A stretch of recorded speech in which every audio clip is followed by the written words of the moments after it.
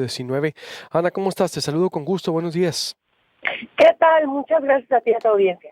Igualmente, Ana, a ver, ¿qué fue lo que pasó con Humberto Padget? Y de una vez, pues contaremos las alertas que van en lo que va del año y en la administración de Andrés Manuel López Obrador en los estados, sería bueno. Él ya está bien, ¿verdad? Fue liberado ya. Ayer se anunciaba que lo habían detenido porque andaba en ¿qué parte del Estado de México? Estaba en Tecámac, en las inmediaciones del aeropuerto Santa Lucía, o de lo que va a ser el aeropuerto Santa Lucía, haciendo una cobertura respecto a la construcción del aeropuerto y los avances de la construcción. Entonces, fue alrededor de las 12 del día que fue detenido por elementos de la policía militar, a quienes lo pusieron a disposición del Ministerio Público del Estado de México en Tecámac, por alusión a aportación de armas de fuego sin licencia, que eran las armas de fuego que traían las dos escoltas que trae Humberto, porque es beneficiario del mecanismo de protección a periodistas. Y entonces el Ministerio Público del Estado de México determinó que no procedía la acción penal en su contra, lo remitieron después al Ministerio Público Federal de Ecatepec, quienes finalmente alrededor de las 7 de la noche determinaron que no había procedencia de la acción penal, precisamente porque pues los escoltas tienen permiso para portar armas para acompañarlos. Bien, pero él ya está libre. Sí, él ya está libre. Alrededor de las 7 de la noche del día de ayer salió del Ministerio Público. A las 7 de la noche. Él ya ha tenido otras situaciones, ¿verdad? En el Estado de México por un libro que publicó sobre Rubiera Ávila. Así es, él tiene una demanda que acaba de ganar recientemente por daño moral tras una publicación que hizo. Estuvo en la batalla legal por la vía civil por algunos años, y definitivamente el tribunal en este año determinó que no había un daño en contra de Rubiera Ávila y bueno, eximieron de la responsabilidad a Humberto Padget. ¿Cuántas, bien, eso es lo bueno. ¿Y él, cuántas alertas ya van emitidas por el caso de él? Por el caso de Humberto, ¿Sí? pues no solamente ha sido esta la primera o el caso de Rubiera Ávila la segunda, porque recordarás que también Humberto fue sujeto de una serie de agresiones tras las publicaciones que hizo sobre el narcomenudeo en la Universidad Nacional Autónoma de México. Él recibió una serie de amenazas y tuvo una serie de incidentes de seguridad, y precisamente por esto él es beneficiario del mecanismo de protección. Pues tras estas amenazas, pues se consideró y él consideró la necesidad de tener protección federal. Bien. Y en lo que va del gobierno de López Obrador en los últimos meses, ¿cuántas alertas llevan emitidas ustedes por casos de ataques a la prensa, por ejemplo, Ana Cristina? Mira, el día de ayer emitimos una alerta, desafortunadamente, del 7º asesinato a un periodista en lo que va del año. Artículo 19 ha documentado alrededor de 2 agresiones al día en el 2019. Esto es algo similar a lo que vimos el año pasado, en 2018, donde documentamos más de 500 agresiones en contra de la prensa. Pero es importante decir que hasta junio ya llevamos documentadas más de 250 agresiones, situación que pone en relieve los niveles de riesgo a los que se enfrenta la prensa en nuestro país, que no han disminuido, que la prensa sigue siendo sujeta de la violencia, y pues que al final se está buscando de manera constante tratar de acallarla y mandar un mensaje de silencio para mantener un estado de corrupción y de impunidad. Esas alertas son de todos los niveles. Así es. Mayoritariamente el mayor agresor contra la prensa hasta hoy sigue siendo el Estado, mayoritariamente los agentes estatales, posteriormente los agentes municipales y finalmente los agentes federales.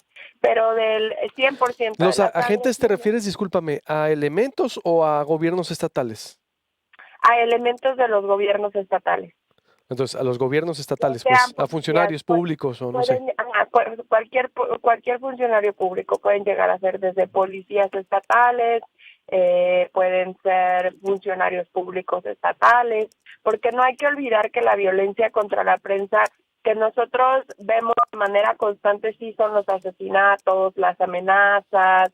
eh, pues recientemente justo el día de antier documentamos el caso de las bombas Molotov que cayeron en el medio monitor del Parral en, en el estado de Chihuahua.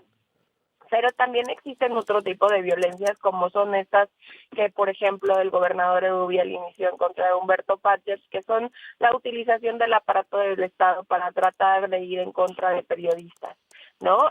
A través de las demandas de daño moral. Existen casos, por ejemplo, en los que existen funcionarios públicos que denuncian por difamación, por calumnias o por algún otro delito a un periodista y este periodista se tiene que atender, eso sigue siendo se tiene que defender, eso sigue siendo una violación a la libertad de expresión y existen mecanismos más sofisticados de violencia contra la prensa que tienen que ver, por ejemplo, con el espionaje o las auditorías, una violencia institucional que implica de manera constante inhibir el trabajo periodístico y concentrarlo en el desarrollo de la rendición de cuentas, ¿no? Hay casos de medios que ya tienen instalado un cuarto específico para los agentes del Estado que quieran ir a revisar los libros, incluso hay casos que tenemos en los cuales, pues, las propias autoridades limitan la posibilidad de la repartición de los mismos periódicos.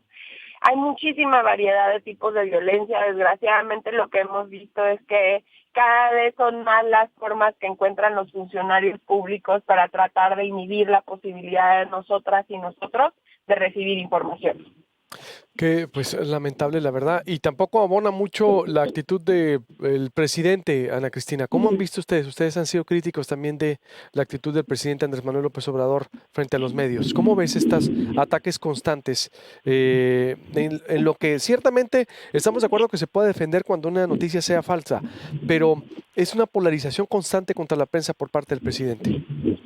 Pues sí, desde artículo 19 lo que hemos señalado es que la estigmatización que se ejerce en contra de la prensa, el señalar cualquier adjetivización que ponga a la prensa como la mala, como quien está en contra de la sociedad, genera un estado de vulnerabilidad y de riesgo en un país que ya de por sí es lo suficientemente riesgoso. Somos el país más peligroso para ejercer el periodismo en el continente. Entonces esto no se puede echar en saco roto. Este tipo de estigmatizaciones, de adjetivización, lo que genera por un lado es que se envalentona a aquellos que quieren atacar a la prensa, sabiendo además que tienen de su lado la impunidad, ¿no? El 99% de los casos de agresiones contra la prensa se quedan impunes. Y un discurso como el que promueve el presidente lo que genera es no solamente la ratificación de que pues lo que se está haciendo está bien, porque está bien visto por el presidente que se ataca o podría estar bien visto si se si se ataca a la prensa porque la prensa es mala o porque la prensa está vinculada con el poder. Y por otro lado, también lo que genera es pues un aliciente porque sabemos que hay impunidad, ¿no? No existe hoy por hoy ninguna consecuencia de para los perpetradores de ir en contra de la prensa y pues esto es una fórmula pues explosiva en un contexto, como te digo, ya lo suficientemente violento. Entonces, También es importante decir que este tipo de discurso lo que genera, que es en el más largo plazo, es un divorcio entre la sociedad y la prensa, que al final es algo muy triste porque la prensa es quien acompaña a la sociedad en su exigencia de justicia, de derechos, es quien la prensa es quien acerca de manera constante la información a la gente para que pueda participar activamente en el espacio cívico Y por eso es tan importante que la prensa y la sociedad se encuentren unidas para poder tener un Estado real de libertades. Totalmente. Entonces me quedo con eso, o Ana Cristina, es decir, el discurso de López Obrador contra la prensa genera estigmatización, envalentona los ataques contra periodistas, los impulsa, pues vaya. Y es una fórmula explosiva, como dices, en un contexto de violento, genera la impunidad, genera esa división contra la prensa. Yo creo que como jefe del Ejecutivo no debiera asumir esas posturas, Ana Cristina. No, definitivamente no. Y de hecho la Organización de las Naciones Unidas, a través de la resolución 33 sobre agresiones a periodistas y seguridad de periodistas, ha sido muy enfática en señalar y en conminar a los distintos gobiernos que integran las Naciones Unidas a eliminar cualquier tipo de estigma del vocabulario de los más altos funcionarios públicos, precisamente porque lo que se ha visto a nivel mundial, a nivel global, es que se están incrementando los crímenes en contra de la prensa y que esto deriva en gran medida de aquellos discursos que están estigmatizando y que están criminalizando a la prensa. Por eso es que artículo 19 no dice esto de la nada, esto lo hemos visto en otros países y creemos que México no se merece esto, dado que ya de por sí somos un país lo suficientemente violento, en donde las y los periodistas tienen que sobrevivir y resistir la violencia para seguir informando, y que este tipo de discursos no abona definitivamente para para tener un espacio libre de información y la posibilidad como ciudadanos de todos los días estar informados. Pues sí, esta fórmula explosiva exactamente entre ataques, discursos e impunidad, y apenas va empezando el sexenio. El presidente, insisto, no entiende que debe de hacerlo como que lo que hace y lo que habla él es como un presidente de Estado. Es decir, y eso genera exactamente esa estigmatización. Pero bueno, ahí estamos. Gracias, Ana Cristina. Te agradezco mucho. Digo, los números se mantienen igual de impunidad, ¿no? No sé, de los más de 130 periodistas muertos del 2000 hacia acá, y el 95% de impunidad. El más del 99.3%. Un poquito más, es un poco más alto que el nivel de impunidad de todos los delitos, que es de alrededor del 98.5%. En el caso de agresiones contra la prensa, sobrepasa el 99% de los casos. Así está, 99%, para que vea usted. Ese es el contexto. Gracias, Ana Cristina. Muchísimas gracias a ti, te mando un abrazo. Igualmente un abrazo, en verdad, créame que sí, es decir, yo creo que sí. El presidente, ya lo analizamos en a fondo. Yo estoy de acuerdo que hay una apertura inédita, o el presidente es asequible a la prensa como no era, como antes había una prensa elite, o cómo es que el presidente pues prácticamente no daba ni conferencias de prensa. El modelo de comunicación yo creo que es muy interesante y hay que reconocerlo, la relación prensa y presidente. Pero la forma en que la combate, lo que pasó con un proceso inadmisible, ¿eh? Volvemos con más información. Ahora la relación con el presidente con empresarios, la protesta de médicos de pasantes del IMSS, también lo de Peñasco. ¿Fue fake news o no esa supuesta nota que le dio vuelta a al Estado sobre, vaya, las redes sociales, ¿no? Imagínense si estamos creyendo todo lo que sale en las redes sociales y no lo corroboramos. Volvemos.